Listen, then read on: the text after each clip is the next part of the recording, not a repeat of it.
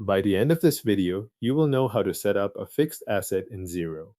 Start by signing in to your Xero account.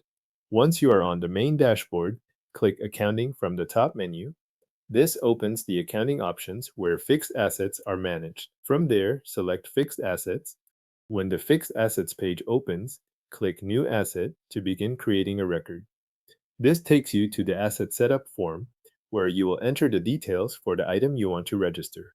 In the Asset Details section, enter the asset name so the record is clearly identified in your fixed asset register. Then add the purchase date and the purchase price. After that, choose the asset type.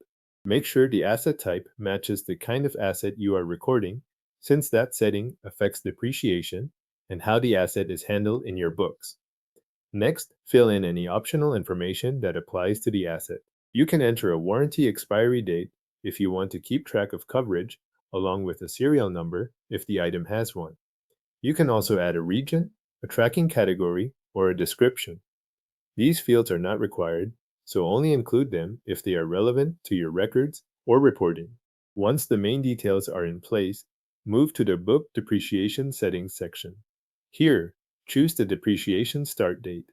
This is the date Xero will use to begin calculating depreciation for the asset. Then select the depreciation method and the averaging method. These settings determine how depreciation is calculated over time, so it is worth checking them carefully before moving on. After that, enter the depreciation details. Depending on the asset and the setup options available, you will enter either the rate or the effective life. You can also add the cost limit and the residual value. These values help define how much of the asset will be depreciated and over what period.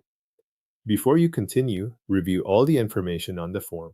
Check that the asset name, purchase details, asset type, and depreciation settings all match the asset you are adding. This is a useful point to catch anything that was entered in the wrong field or with the wrong date.